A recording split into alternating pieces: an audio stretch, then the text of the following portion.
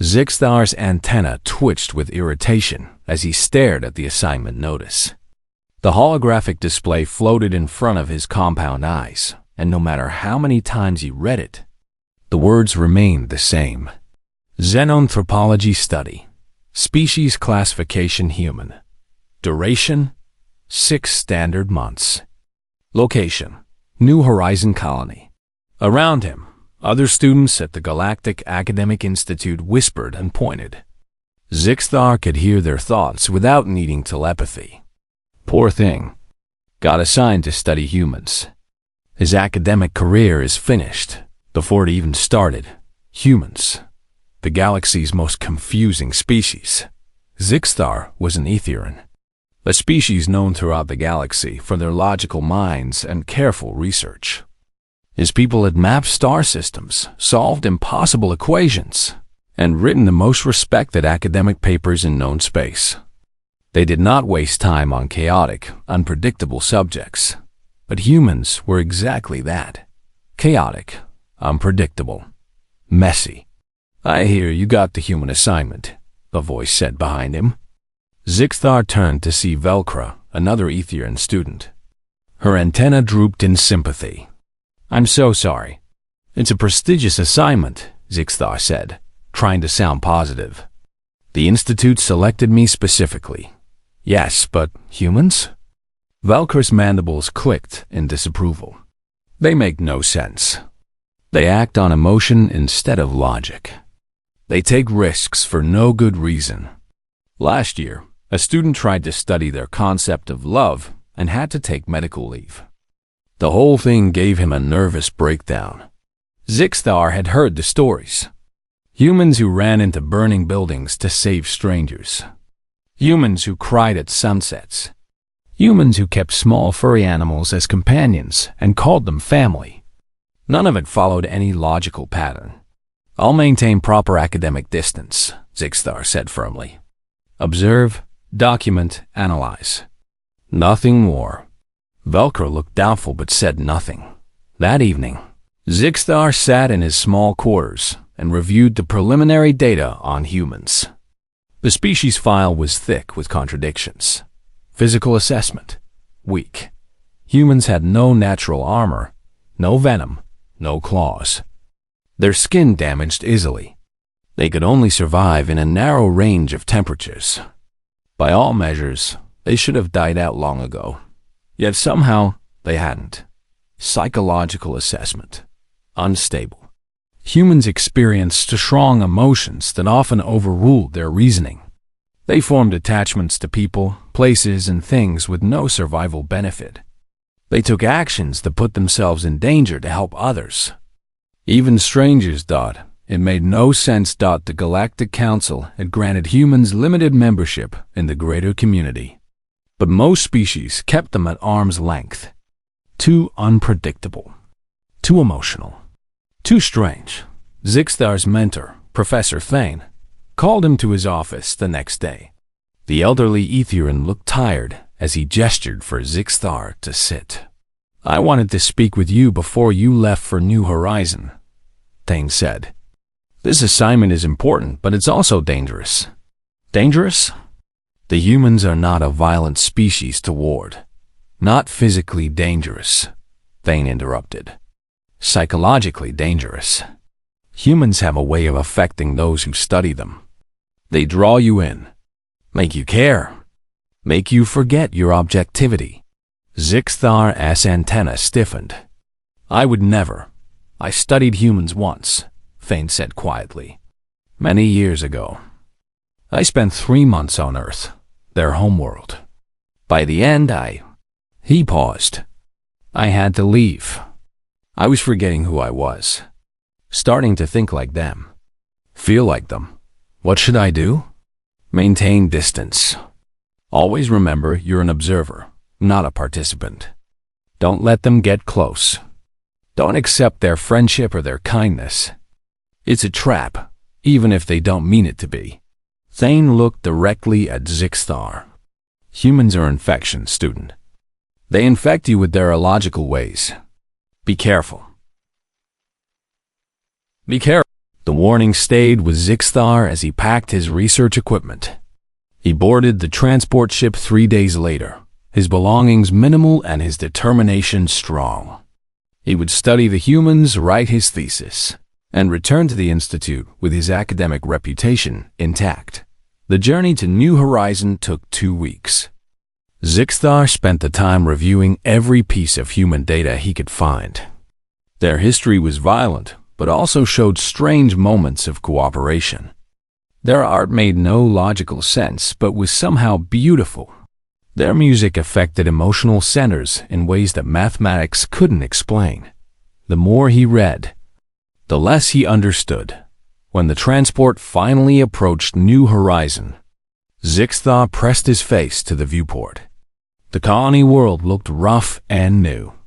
Domes dotted the landscape where humans had built their settlements. Mining equipment scarred the surface. It was a frontier world, far from Earth, where humans came to dig valuable minerals from the ground. The transport landed at the main colony dome. As Zixthar gathered his equipment, he felt his antenna twitch with nervousness. This was it. 6 months studying the strangest species in the galaxy. The airlock opened, and Zixthar stepped into the colony. Immediately, he was struck by the noise. Humans were loud. They called to each other across the corridors. Somewhere, music played. Laughter echoed off the metal walls. A human female approached him. She had dark skin and short black hair, and she smiled widely. "You must be Zixthar. Welcome to New Horizon. I'm Captain Sarah Chun, Colony Administrator." She extended her hand. Zixthar knew this was a human greeting gesture. He touched her hand briefly with his manipulator limb, then pulled back. "Thank you, Captain. I'm here to conduct academic research. We know. We're excited to have you. It's not often we get visited by Etherean scholars." Her enthusiasm seemed genuine, which puzzled Zixthar. Why would humans be happy about being studied? "I'll try not to interfere with your daily activities," Zixthar said stiffly. Captain Chun laughed. "Interfere? You're welcome to participate. We'll set you up with quarters and workspace, but please, join us for meals, ask questions, make yourself at home." Make himself at home. As if this rough mining colony could ever be home to an Etherean. But Zixthar simply nodded politely. He would observe. He would document. And in 6 months, he would leave, his research complete and his distance maintained. He had no idea how wrong he was. The first week on New Horizon confused Zixthar more than all his preliminary research combined. Humans were nothing like their data files suggested. Every morning, Captain Chun invited him to breakfast in the common hall. Zixthar tried to refuse, preferring to observe from a distance, but Chun was persistent. "Come on, best way to understand this is to eat with us," she said cheerfully. The common hall was chaos. Humans sat in groups, talking loudly, laughing, sometimes arguing. They shared food from each other's plates. They told stories that seemed to have no point except entertainment. Children ran between tables, while adults called gentle warnings. Zixthar sat in the corner, taking notes on his datapad. Illogical use of resources. Inefficient social structure. Excessive emotional displays, but something nagged at him. Despite the chaos, the humans seemed happy. Dr. Marcus Webb, the colony's xenobiologist, often joined Zixthar for these observations. Webb was a thin human male with gray hair and excited eyes. "What are you writing?" Webb asked one morning. "Behavioral notes. You seem to waste significant time on social bonding activities." Webb laughed. "Waste? These activities keep us sane. Humans aren't meant to be alone, Zixthar. We need each other. Etherean work groups are more efficient. We focus on tasks, not feelings. And are you happy?" The question stopped Zixthar. Happiness wasn't relevant to efficiency. He said so. Webb just smiled. Maybe that's the difference between us. The miners were particularly confusing. They worked in dangerous conditions, digging deep into New Horizons' crust for valuable minerals. Logic suggested they should take the safest, slowest approach. Instead, they took risks. They trusted their instincts. They made quick decisions based on gut feelings rather than careful calculation. One miner, who everyone called Old Jack, seemed to embody this contradiction. He was weathered and scarred, with white hair and sharp blue eyes. He told stories that Zixthar was certain were exaggerations. "I once saw a human ship hold together with duct tape and prayers," Jack said one evening. "Engineers swore the math said it couldn't fly. Flew it anyway. Made it home."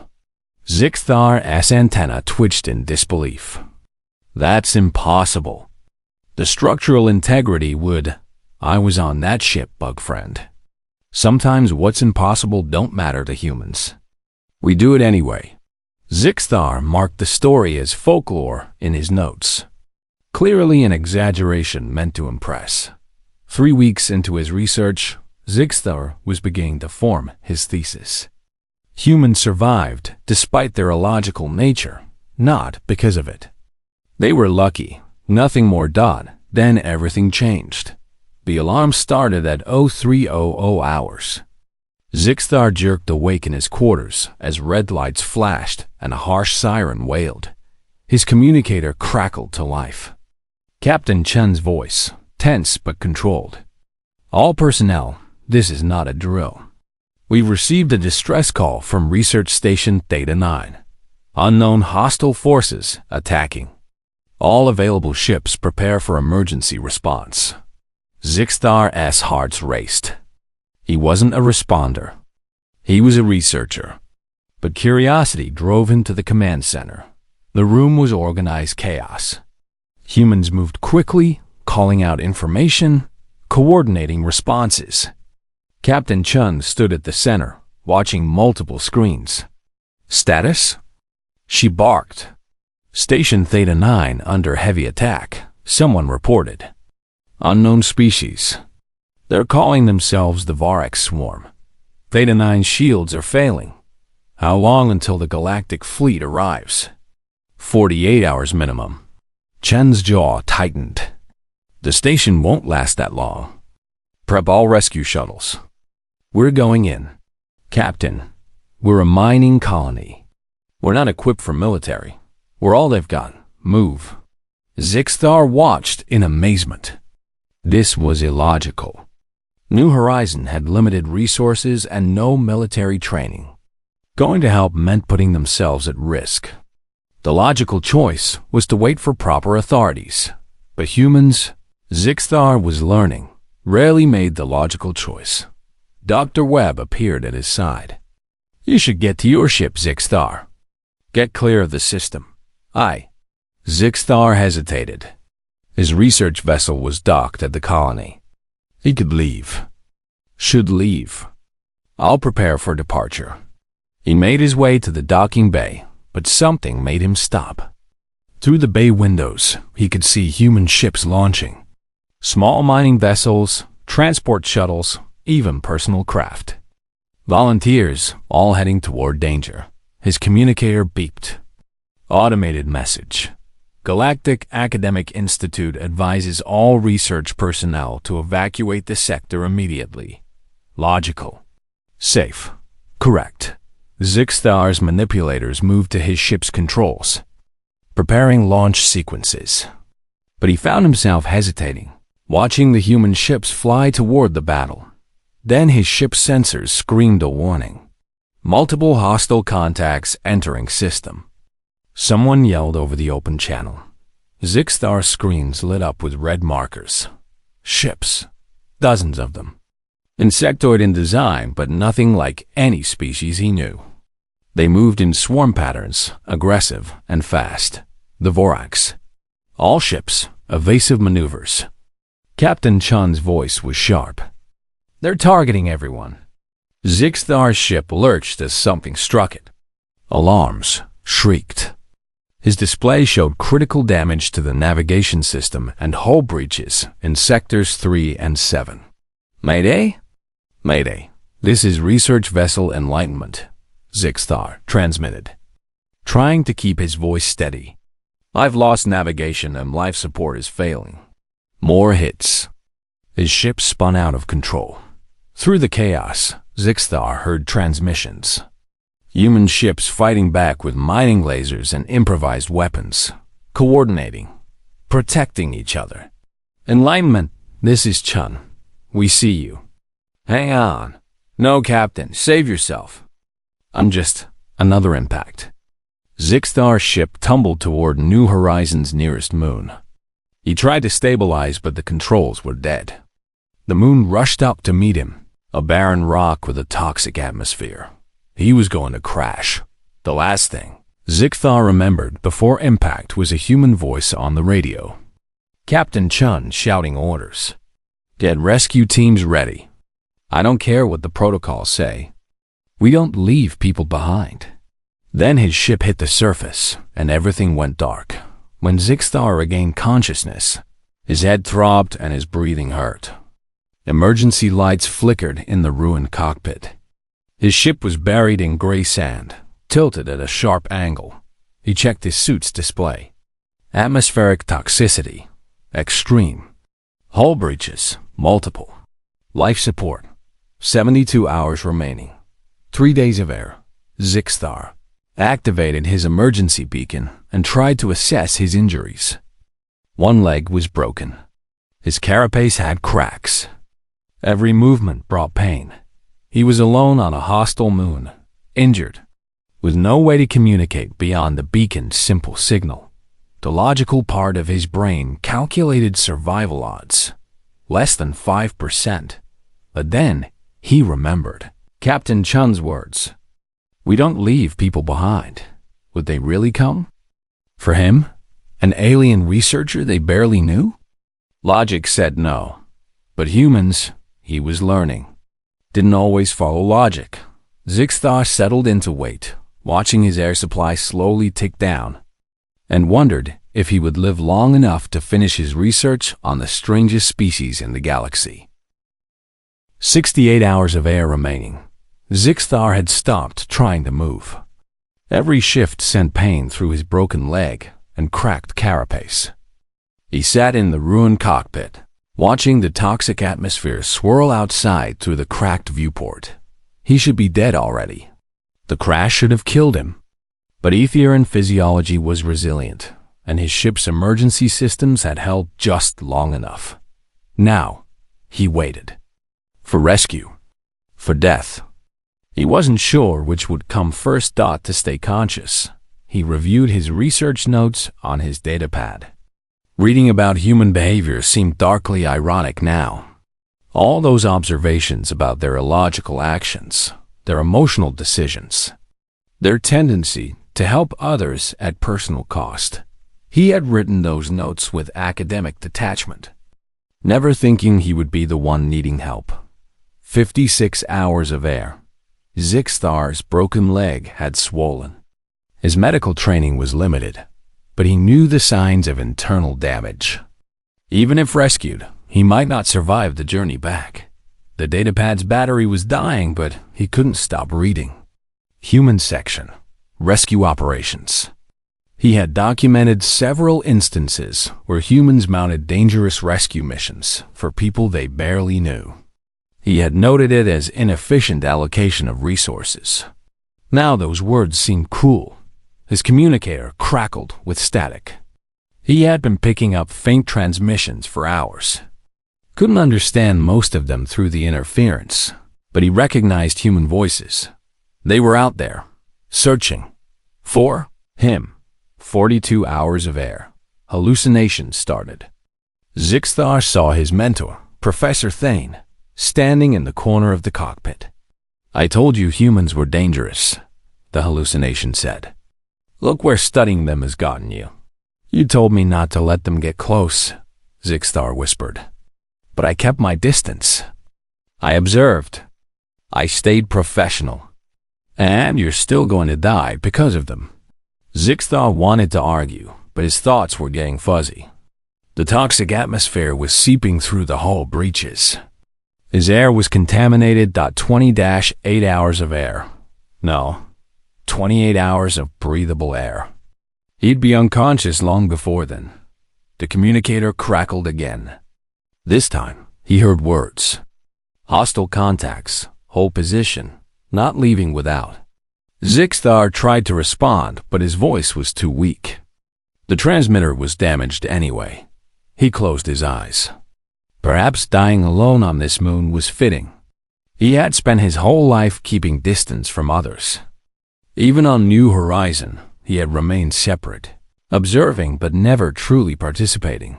Now he would die the same way, alone. Enlightenment, if you can hear this, we're coming.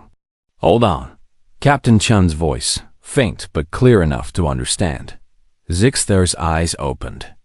They were still coming. Even now, even with Vorax ships hunting them, even with every logical reason to abort, humans were coming for him.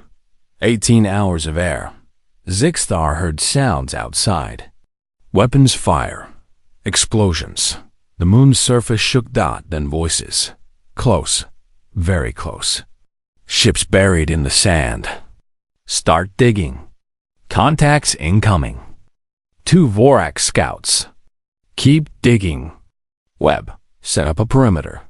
Through his cracked viewport, Zixthar saw figures in environment suits. Humans. They were here. Actually here. Mining equipment hummed as they cleared sand from his ship. Weapons fired as they defended against attacking Vorax. Hull breach on the port side. There's our entry point. Sir, we've got maybe 3 minutes before more Vorax arrive. Then work faster. Metal screeched as they cut through his ship's damaged hull. Zixthar tried to call out, but his voice was barely a whisper. Light flooded in as they tore open an access panel. A human face appeared, covered by an environment helmet. Old Jack. There you are, bug friend. Looks like you got yourself in a spot of trouble. You came. Zixthar managed. Course we came. What kind of people would we be if we didn't? Jack moved into the cockpit with surprising agility for his age. Chun. He's alive but in bad shape. We need to move now. More humans entered. Captain Chun knelt beside him, her face serious behind her helmet. Zixthar, we're getting you out. This is going to hurt. The Vorax are about to get a face full of human stubbornness. Hold still. They lifted him. Zixthar screamed as his broken leg shifted, but human hands held him steady. They moved quickly, carrying him through the torn hull and out onto the moon's surface. The scene outside was chaos. A human shuttle sat nearby, its hull scarred from weapon impacts. Dr. Webb and 2 miners fired at shapes in the toxic fog Vorax scouts. Insectoid creatures larger than Zixthar, with razor-sharp limbs and no concept of mercy. Fall back to the shuttle, Chun ordered. Covering fire! They ran.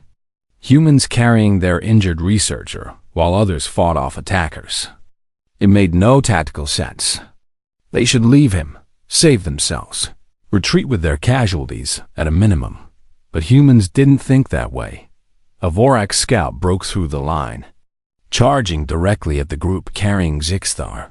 Dr. Webb stepped into its path, firing his weapon continuously. The Vorax's claws swept out, catching Webb across the chest. He went down. Webb! Chun screamed. 2 miners grabbed Webb while others provided covering fire. Everyone was moving, fighting, refusing to leave anyone behind. They reached the shuttle. Hands pushed Zixthar through the hatch. He landed on the deck, gasping. Around him, humans scrambled aboard, dragging their wounded. Everyone in! Pilot, get us out of here. The shuttle lifted off as Vorax scouts swarmed their position. Weapons fire struck the hull, but the human pilot flew through the toxic atmosphere with wild, improvised maneuvers that no Ethereum pilot would attempt. It worked. They broke free of the moon's gravity and accelerated toward New Horizon. Behind them, Vorax ships gave chase, but human defensive positions opened fire, forcing them back. In the shuttle's medical bay, humans worked on Zixtar and their own wounded. Dr. Webb lay nearby, his chest armor cracked, breathing shallow. Captain Chun knelt beside Zixtar. "You're going to be okay. Our doctor is good. Dr. Webb. He saved me. He was injured because that's what we do," Chun said simply. "We protect each other. But I'm not one of you." Chun smiled. "You think that matters to us? You were in danger. We could help. That's all we needed to know." Zixtar's vision was blurring. Shock, pain, and contamination were taking their toll. But through the haze, he saw humans caring for each other and for him with the same intensity. No distinction. No hierarchy of who deserved saving more. They had risked their lives for him. A stranger. An alien researcher who had spent weeks taking notes on their inefficient behavior. Old Jack appeared, somehow uninjured, despite being at the front of the fighting. "You still think we're just lucky, bug friend?" Zixtar thought about everything he had witnessed. The immediate decision to rescue him. The coordination under fire. The refusal to leave anyone behind, even at great personal risk. "No," he whispered. "I was wrong about you. I was wrong about all of it. Well, you got 6 months to figure us out properly. Once you heal up." Jack patted his shoulder carefully. "Welcome to New Horizons, Zixtar. Real welcome this time." As medical sedatives pulled him toward unconsciousness, Zixtar's last thought was clear and sharp. He had come to study humans. Now he owed them his life. Everything was about to change. Zixtar woke to the sound of alarms. His leg was in a medical brace, his carapace sealed with synthetic resin. He lay in the colony's medical center, and through the window, he could see the reason for the alarms. Vorax ships. Dozens of them, descending on New Horizon like a swarm of angry insects. Dr. Webb sat in the bed next to him, chest wrapped in bandages, but eyes alert. "They followed us," he said quietly. "The Vorax, they want to finish what they started." Captain Chun burst into the medical bay. "We're evacuating non-essential personnel. There's a diplomatic shuttle leaving in 20 minutes, Zixtar. You're on it. What about you?" "We're staying. This is our home." Chun's face was hard.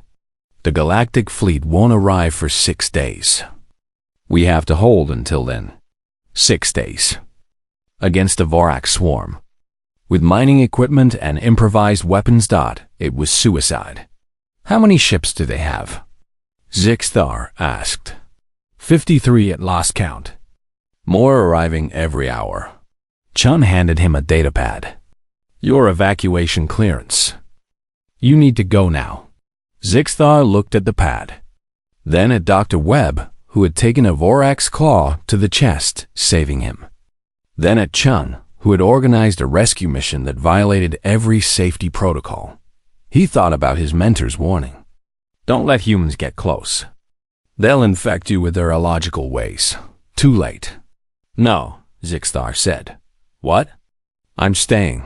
He set the pad aside. "You saved my life. I will not abandon you. Zixtar, you're a researcher, not a soldier. This isn't your fight. You made it my fight when you risked your lives for me." His antenna stood firm. "I stay." Chun stared at him for a long moment. Then she smiled, and it was genuine and warm. "All right. Welcome to the Defense Force. Webb, get him fitted for armor once the doctor clears him." The next 3 days were brutal. The Vorax attacked in waves. Their ships hammered New Horizons' defensive shields, while ground forces tried to breach the colony domes. Humans fought back with everything they had. Zixtar discovered that his Etherean, analytical mind was valuable in ways he had never imagined. He studied Vorax attack patterns, predicted their movements, calculated optimal defensive positions. They attack in prime number sequences, he told Chun on the second day. 7 ships, then 11, then 13. They're testing our defenses systematically. So what do? Change our pattern. Make it random. Humans are good at random, yes? Chun laughed despite the exhaustion on her face. Yeah, we're great at random. Let's do it. They implemented chaos into their defense, and the Vorax faltered. Human unpredictability became a weapon. Zixthar worked alongside Old Jack in the command center. The old miner stories, which Zixthar had dismissed as exaggerations, turned out to be tactical experience from decades of frontier life. Vorax are insects, Jack explained, pointing at sensor readings. They think like a hive. Take out the coordinators, the swarm gets confused. How do you know this? Fought them once, 20 years back. Different sector. Same tactics. Jack's eyes were hard. Lost good people that day. Not losing anyone here if I can help it. Together, they identified the coordinator ships and directed fire toward them. It worked. When coordinators fell, the swarm hesitated, giving humans precious seconds to regroup, but the casualties mounted. The colony's doctor worked around the clock. Food rations were cut. Power was diverted from non-essential systems. Everyone was exhausted. On the third night, Zixthar sat in the common hall with other defenders during a brief lull in attacks. The room was quiet. People ate in silence, too tired for conversation. Old Jack sat down next to him, dropping a tray with a heavy sigh. You didn't have to stay, you know, Jack said. I know. So why did you? Zixthar considered the question. My people, we value logic, efficiency, survival. But you humans showed me something my research never could. What's that? That some things are worth dying for. Jack was quiet for a moment. Then he started laughing. It wasn't mocking, but warm and genuine. What's funny? Zixthar asked. You just defined humanity better than any academic paper could. Welcome to the family, bug friend. Family. The word meant something different to humans than the Etherian equivalent. Not just genetic connection, but chosen bonds. People who stood together not because they had to, but because they wanted to. Zixthar realized he had a family now. These humans who had saved him, fought beside him, shared their food and their fears with him. Dr. Webb returned to duty on the 4th day, against medical advice. His chest was still healing, but he refused to stay in bed while others fought. You're being illogical, Zixthar told him. Probably, Webb agreed, checking his weapon. But my friends need me. Logic doesn't enter into it. That Vorax claw could have killed you, but it didn't. You know why? Webb smiled. Because I knew if I went down, Chun and Jack would get you out anyway. I trusted them to finish what I started. That's what family does. The word again. Family. Captain Chen gathered everyone for a briefing on the 5th day. Her face was drawn with exhaustion, but her voice was steady. The Galactic fleet arrives tomorrow. We just need to hold for one more day. She paused. I know you're all tired. I know we've lost people. But we're still here. Still fighting. And I've never been more proud to serve with all of you. People nodded. No cheers. They were too tired for that. But there was determination in every face. Zixthar stood. Captain, I've been analyzing the Vorax fleet composition. They're preparing for a final assault. When? Tonight. They'll throw everything at us. They want to break through before the fleet arrives. The room fell silent. Then we'll be ready, Chun said. Everyone to defensive positions. This is it. Hold the line for one more night, and we win. As people filed out to their stations, Old Jack stopped beside Zixthar. Scared? The old man asked. Terrified, Zixthar admitted. Good. Fear keeps you sharp. But you know what beats fear? What? Knowing the person next to you won't let you fall. That's the human secret, bug friend. We're weak alone. Together? Jack grinned. Together, we're unstoppable. The alarm sounded again. The final assault had begun. Zixstar took his position in the command center, analyzing data and calling out coordinates. Around him, humans fought with everything they had. They were outgunned, outnumbered, exhausted, but they didn't break. Through the night, the battle raged. Vorax ships hammered the shields. Ground forces breached the outer defenses. Humans fell back, fighting for every meter. Never giving up, Zixstar's analytical mind processed the data with cold clarity. They were losing. The shields would fail within the hour. The Vorax would breach the main dome. They weren't going to make it, but looking around the command center at exhausted humans who refused to quit, who fought for each other with their last strength, Zixstar realized something profound. Winning wasn't the point. Standing together was. All positions. This is Chun. The captain's voice came over the comm. Vorax are breaching Sector 7. Fall back to final defensive position. Protect the civilians at all costs. Final position meant the last stand. The place where they would make their end. Zixstar stood. His leg hurt, but the brace held. He picked up a weapon. He had learned to use human firearms in the past days. Where are you going? A technician asked. To stand with my family, Zixstar said. He limped towards Sector 7, where humans were gathering for their final defense. Where his friends were fighting, where he belonged. The final defensive position was a large hangar near the colony's central dome. Humans had fortified it with mining equipment, cargo containers, anything that could stop Vorax claws and weapons fire. Children and elderly colonists huddled in the protected center.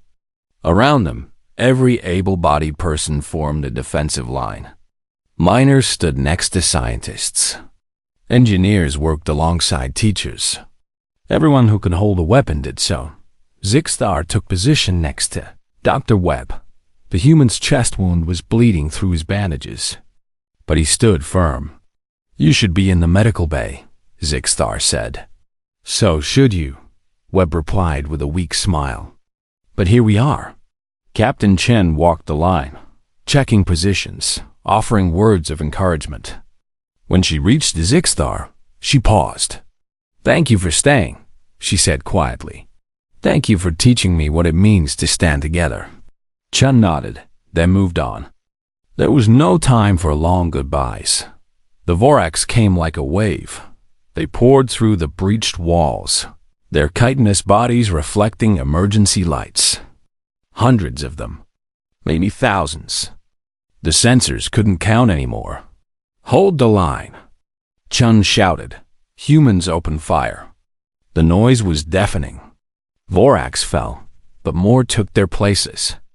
They kept coming, relentless as a flood.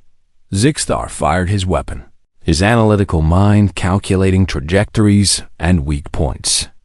He had studied Vorax anatomy during the siege. He knew where to aim. A Vorax broke through the line, heading for the civilians. Old Jack stepped into its path. Not today, Bug Ugly. Jack's weapon clicked empty. The Vorax raised its claw. Without thinking, Zixstar threw himself forward, knocking Jack aside. The claw caught Zixstar instead, tearing through his armor and into his side. Pain exploded through him, but he fired point-blank into the Vorax's head. It fell. Zixstar! Webb was at his side. You're hit. So are you, Zixstar gasped. We're even now. Jack laughed despite everything.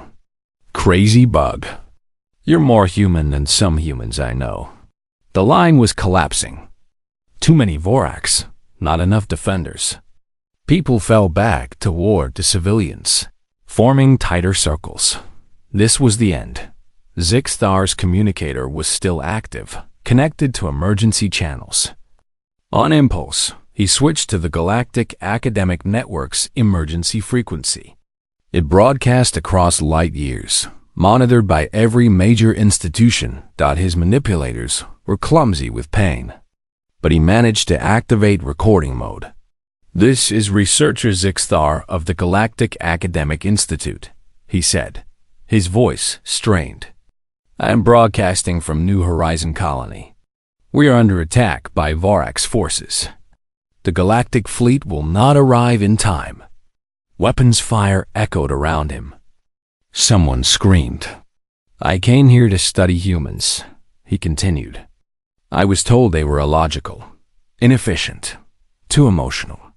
I was warned to keep my distance." A Vorax charged.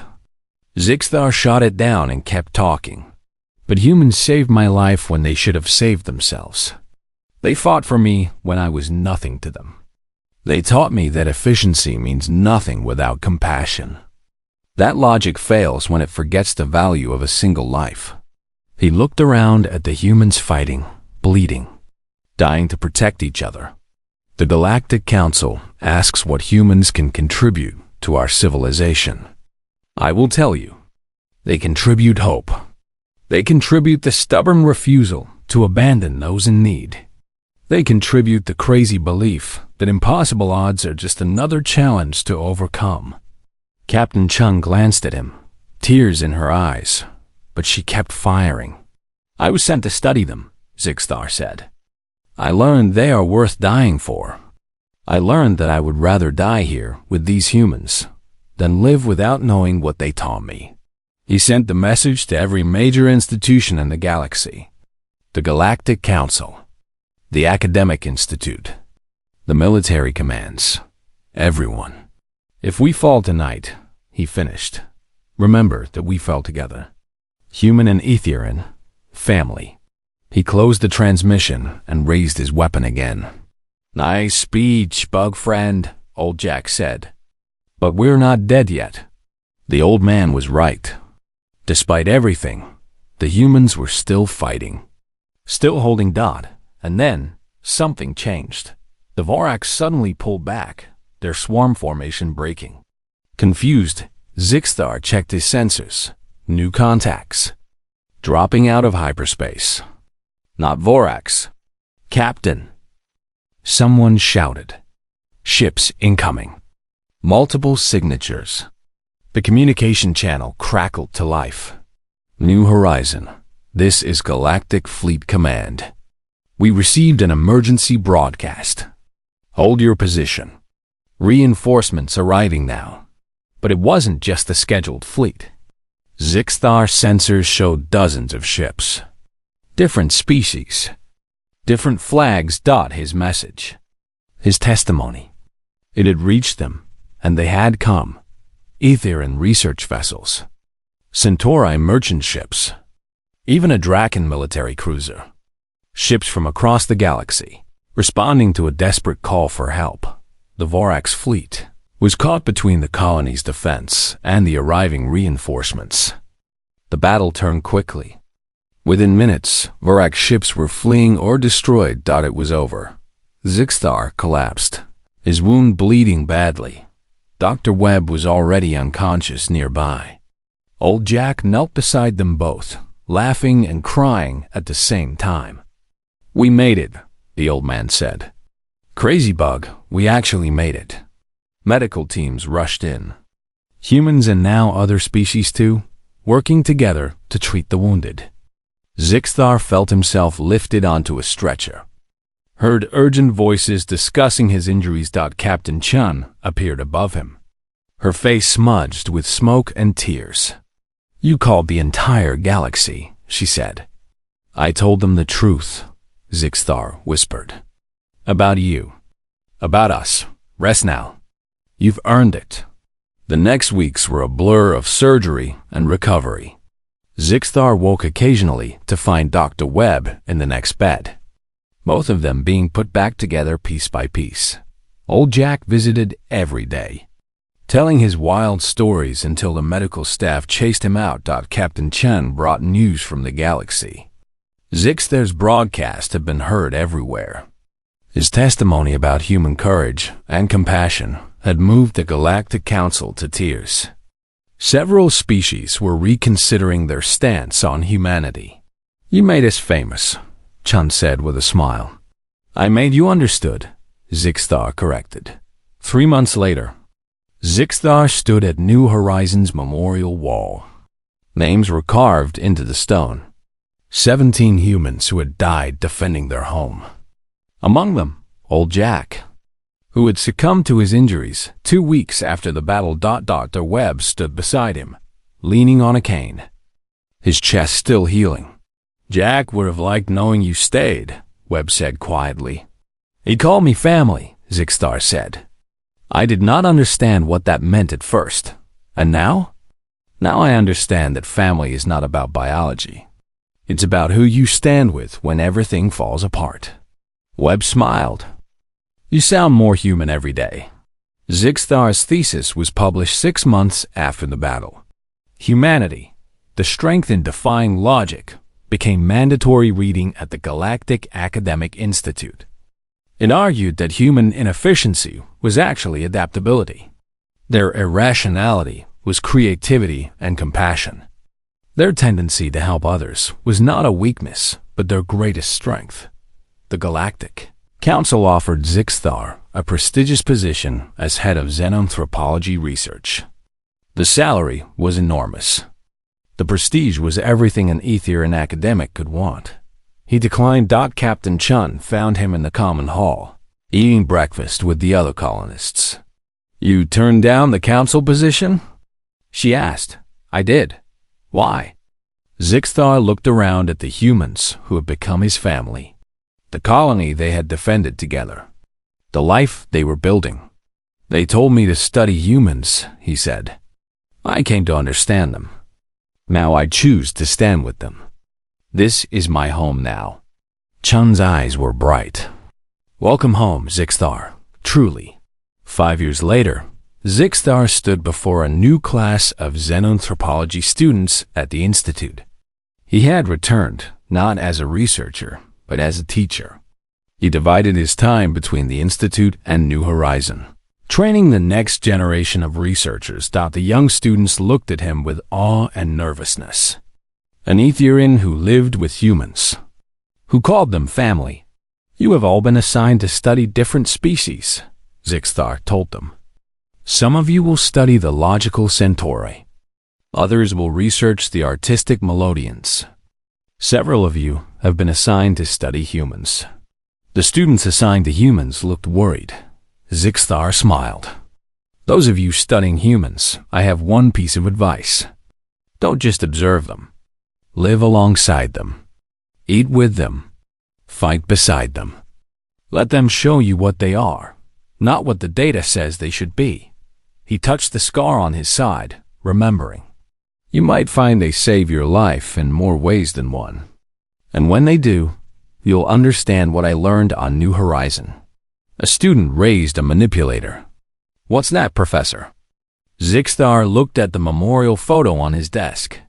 Captain Chen, Dr. Webb, Old Jack, and himself, taken 1 week before the battle.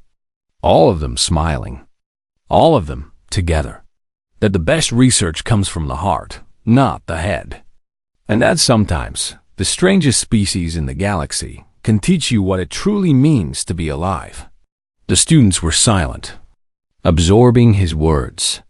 "Now," Zixtar said, "let me tell you about the time humans saved my life with nothing but mining equipment, bad jokes, and the stubborn refusal to leave anyone behind." And he began to teach them about humanity, not as an academic subject, but as a lived truth, because that was what Old Jack would have wanted. That was what family meant.